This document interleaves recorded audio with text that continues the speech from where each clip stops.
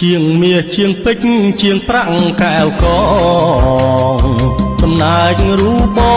ងជាជាងរថយន្ត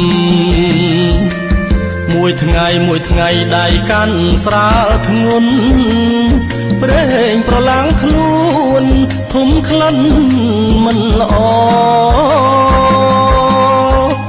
ធម្មតាជាងឡានប្រានកំរស្អាតខំប្រឹងសងវត្តក្នុងមុខរបសាច់ឈាមស្រអាប់យ៉ាប់ប្រែលែងសតែបេះដូងល្អស្មោះនឹងជីវ៉ាជាងឡានខ្លួនប្រានជោគជាំដោយព្រេង